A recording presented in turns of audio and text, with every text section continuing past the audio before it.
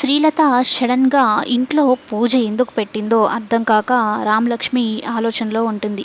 అయితే దేవుడికి పాట పాడమ్మా, నీ కమ్మని గొంతు వినాలనుంది అని శ్రీలత చెప్తూ ఉంటుంది. ఇక దేవుడికి మొక్కుకుంటూ నా భర్తకి ఎటువంటి అపాయం కలగకుండా చూడు, మా అత్తయ్య ఏదో కుట్ర చేస్తుంది, నువ్వే కాపాడు తల్లి అంటూ రామలక్ష్మి దేవుడికి మొక్కుకుంటూ పాట పాడుతుంది. అంతలోనే సందీప్ వస్తాడు. సందీప్ సైగ చేస్తాడు, అమ్మ రా నీతో మాట్లాడాలి అని.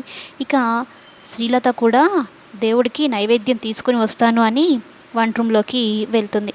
ఇక ఇద్దరు అక్కడ ఏంట్రా కాయ పండ అనుకున్నది అనుకున్నట్టు జరిగిందా లేదా అంటే అంతా పక్కా ప్లాన్తో చేస్తే పండవకుండా ఎలా ఉంటుందమ్మా అని ఇద్దరు చేతులు గుద్దుకుంటారు. పండయింది అని. అంటే ఈ రోజు కోసమేరా నేను ఎదురు చూసింది. ఇక సీతాకాంత పని అవుట్, ఇక నువ్వు ఆ పదవిలో కూర్చునే రోజంటూ వచ్చేసింది, దీనికోసం ఎన్ని రోజులు ఎదురు చూస్తానంటూ చెప్తూ ఉంటుంది. ఇక నైవేద్యం తీసుకుని వస్తుంది. ఇక హారతి ఇవ్వండి అమ్మా అని చెప్తూ ఉంటే హారతి ఇస్తూ ఉంటుంది. ఇంతలో సీతాకాంత్ కూడా వస్తాడు.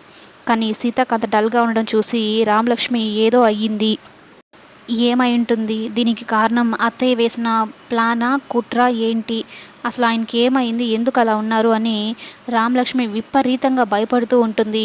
మొత్తానికి ఆఖరిలో నమిత వచ్చి పోలీసులను తీసుకుని వచ్చి అంతా జరిగింది చెప్తుంది. అది అబద్ధమని రామలక్ష్మి కూడా. కానీ సీతాకాంత్ ఏ తప్పు చేయలేదని, తన భర్త నిర్దోషి అని రామలక్ష్మి ఎలా నిరూపించుకుంటుందో అనేది ట్విస్ట్. Coming episode.